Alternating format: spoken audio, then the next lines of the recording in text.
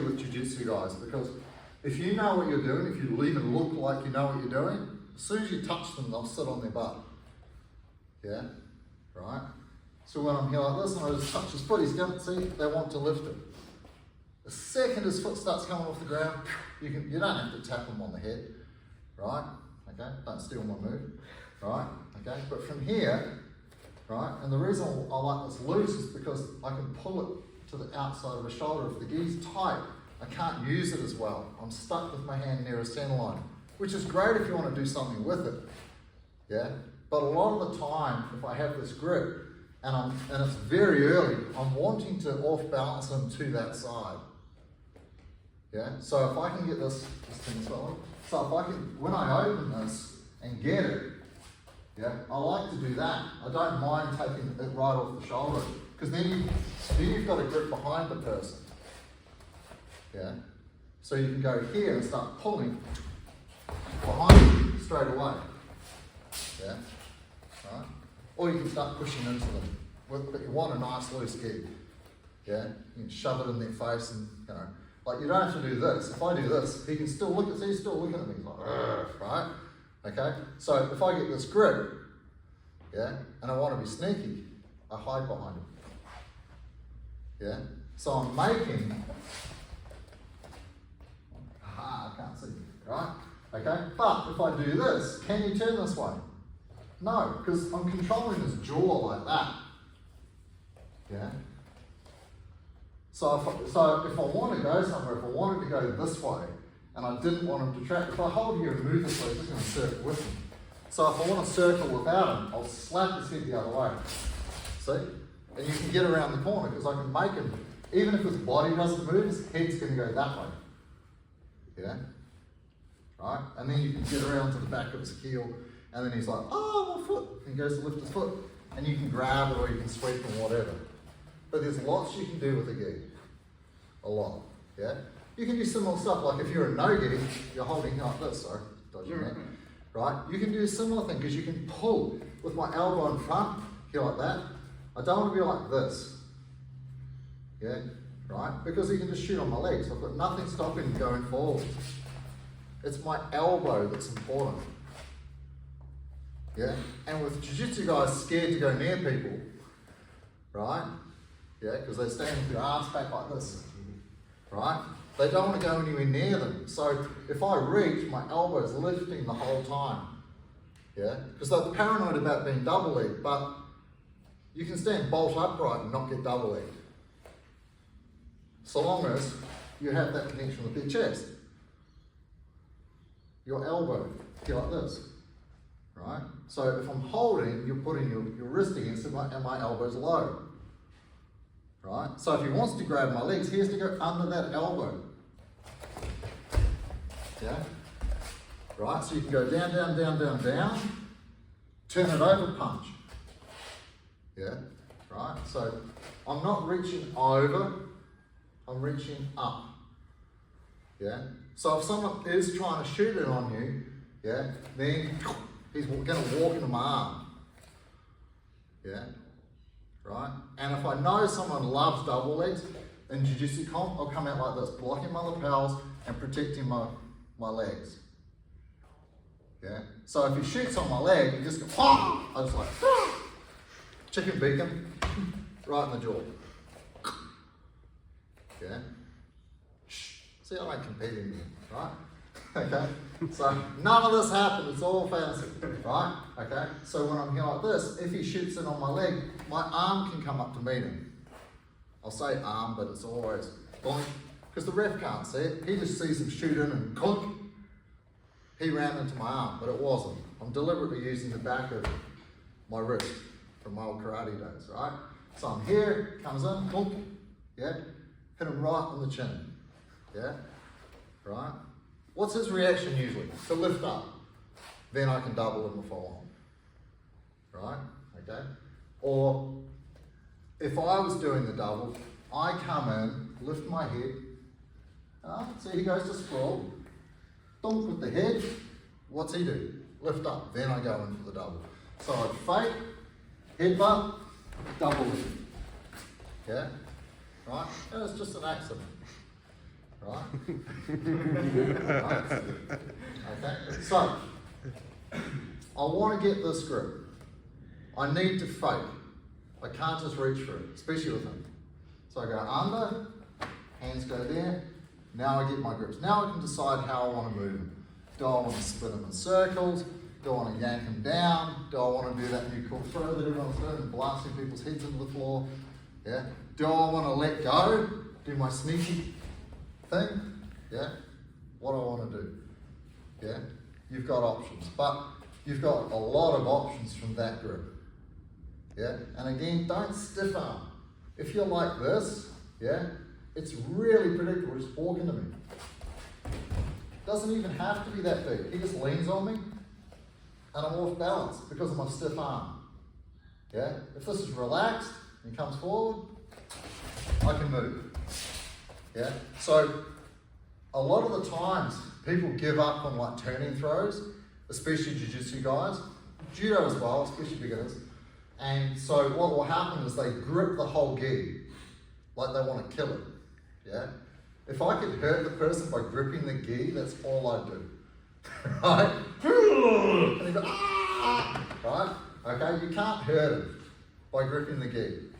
So all I'm doing is mostly the bottom three fingers, pull away from me. That's all I'm using. Comes towards me, boink, same three fingers. Just in pushing.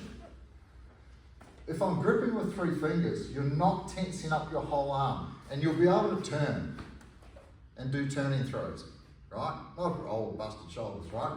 But a lot of people find it really hard because they're so tense. As soon as they clench their fist, now my whole shoulder's tight and I can't turn. You'll end up hurting your shoulder if you try. Yeah? So you want to have three fingers mostly, a gentle grip, like a handshake. He pulls away, here's my balance. He comes towards me, I can lean on him. Or I can let him go. Right? But just because someone comes towards you doesn't mean you have to push them away. Come towards me, go up. I push up into a space. Because I can use this to shove them off balance. Yeah? Right? You can use this thing. In the old days, they just punch each other. Crack. Right? They're coming for a big throw. Get here like this, you just go smack and just KO the guy, that uppercut him. Bonk. And this guy's unconscious flying through the air. Boing. Just leave him on the mat. Then they banned it. Right? Okay? Not because of me. Right? Okay? But I learned from these guys who went through all this sort of stuff, right? They're like, oh, back in the day, it was, you know, right? And you'll see evidence of it. There was like a guy doing a really amazing Ouchi on Instagram a few months ago, and he basically just flattened the guy, like literally just punched him in the face, and just flum. It went on all the Ippon pages, right? You know, I don't know if it was beautiful, but it got him a fast Ippon, right? Okay, and it was very, very much like that. He was literally doing a reverse punch with this guy as he dove at him. Like that, it just flat, and the guy just hit the ground. Almost dead. Right? Okay, so getting this grip, and then you can practice moving each other around the room a little bit. Yeah? And remember, it's like playing tennis. Yeah? You don't have a tense arm, and you're not standing here waiting for the ball to come to you and I'm going to hit it. Yeah? If the ball's going somewhere, you don't run over, get there, get set, okay, now I'm going to hit it. It doesn't work like that. Yeah? You're moving, your racket's going backwards as you're moving forwards. Yeah? And it's only at that moment, plunk, does everything connect. Yeah? And setting up for throws and throwing is similar. Is that you'll connect and then you'll do a big movement. Yeah? And then you'll do something off the movement. But you can't stay bolted to the floor and move the other person. Yeah? It doesn't work like that. It's going to be very hard work. Yeah? And the worst thing that happens, and it happens every white belt tournament, he grabs me, the same as I grab him, and everyone stands there, especially the over 40s masters, like, and they see them like frothing, looking at each other, trying to will the other person to give up, right? It's the start of most white belt matches over 40 years old, right? Okay, it's the worst thing, yeah? You've got the same grips on each other. If you let go with one hand, you'd be in a better place, because you can move, right? He grips me, here and here. He doesn't want me coming closer. So you grip mine, do a death grip, keep your weight like this, open your feet, good balance. Exactly, this is that's every white belt comp, right? If they let go on one arm and they could move, they'd be fine, but they're locked. Yeah, and like I said before, imagine we've got a table between us and he's holding the table. It's a heavy table, so it kind of stick. And I do that, it's gonna tip him. And that's what stiff arms do. Is that you're trying to tip the other person, but like the smallest movement from them, so now you both feel really unstable. Yeah? Whereas if we had a mattress between us and I did that, nothing would happen. Yeah? Right? So that's the way you want your hands. Like too often guys come out and they're like, death grip. You can't hurt them by gripping the gi. Bottom 3 fingers mostly. Yeah? Right? Because that's the smallest gap in there. Like that, super strong. For pulling or pushing. But your arm can be relaxed. You want to be close to the person to be able to throw them. Yeah? So like making a big frame to keep them out is not helping you. Yeah? It might help momentarily while you're trying to find your other grip, or you might be doing it to like frame to stop them getting their optimal grip. Yeah? But you can't stay there very long. In judo, they'll just penalise them outright, and you're just going to waste too much energy. Yeah? You'll waste way too much. Your arms will be cooked before you even hit the ground. Right? Okay, so in terms of like, pretty easy takedown, start, go on fake, get this grip, go like that, yeah? I'll usually do like the little tapping thing and start playing with the front foot, just the front foot, and it'll start him starting to tap dance all over the floor, and then you can start to do things if you want. There's heaps you can do from it, heaps. But I try and encourage people to choose throws that suit their body type. So hence why we have a tall person combination, yeah, right, which is OWGARI. So for a taller guy, you want to use your long legs. So come inside and hunting like this, and then he steps off that leg, and then come through, like that's OWGARI is great for long legs, because you can reach it a long way out.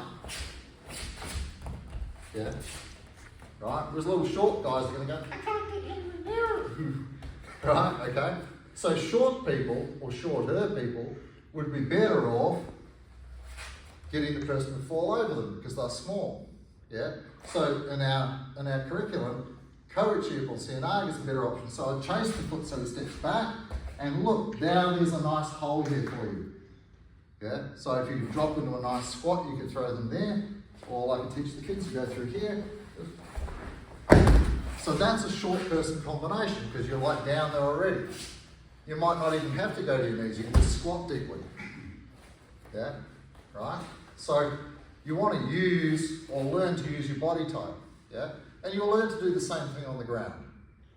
Yeah, like long lanky guys are always going to love triangles and arm bars, and guys with short stocky legs and inflexible hips are probably not going to like them so much. And that's totally fine. It's why we have a curriculum so you get exposed to different things. Yeah? If I said, okay, here's the 10 things you're going to be amazing at, go drill them. You'll get caught with something really stupid that you've never seen. So we have a curriculum for exposure. I don't expect you to be perfect at all of it. You're going to gravitate during your white belt journey, you're going to find things that you're naturally good at, that you like. Yeah? And we like things we're good at, so they go together, right? And then you'll start kind of like inching towards that, not neglecting the rest of the curriculum, because you've got to be good enough at it that you can recognize it. Yeah, and if you get a blue belt, the white belt asks you about it, then you can answer their question. Yeah, but you don't have to be a superstar of the whole curriculum. I don't expect that. And it's unrealistic. Yeah, right? Now, like I said to the guys in Timaru, like if you think about passing your grading by like a bee stick, you only just got to spend the next year, the first year of having a new belt, trying to perfect the curriculum that you kind of neglected and just scraped by with. Yeah, like make sure that you're like really good at it, not just pass by a bee stick and then look straight again at purple belt and go, oh wow, because then you're going to do the same thing again. Choose your 20% that you're really good at for purple belt, neglect 80% pass by B stick and then head into brown belt again. You don't want to be that guy who gets to black belt, oh shit, I don't know half the curriculum, but I'm really good at this stuff. Well, now you're going to have to go back and revisit everything if you want to start coaching. Because all the stuff you neglected, like, is what you're going to have to teach everybody else. So you don't want to be that person, yeah? Spend the first year of your new belt, whatever it is, looking back at all the stuff that you kind of just half-assed, yeah? Anyway, have a little play with the stuff, and I mean play. Saturday morning, it's like 4 degrees, right? So we don't want to hurt ourselves, we're pretty old, right? And you can just play, trying to get, now you kind of know each other's setups a little bit, so it's going to be a little bit stupid, right? Because you're both going to be trying to do the same things to each other, right? That's why you play. You have one person playing the idiot, oh, you want to be like this, you know? And the other guy goes, hey, I'm going to fake. And just get used to like doing those movements and knowing like what goes next. The same as you learn any other technique on the ground. You're like, okay, I do this, and this, I'm going to fake, do that. Okay, that's my move.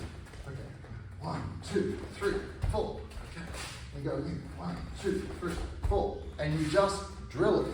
The same as you do anything else, without any sort of argy-bargy. Yeah?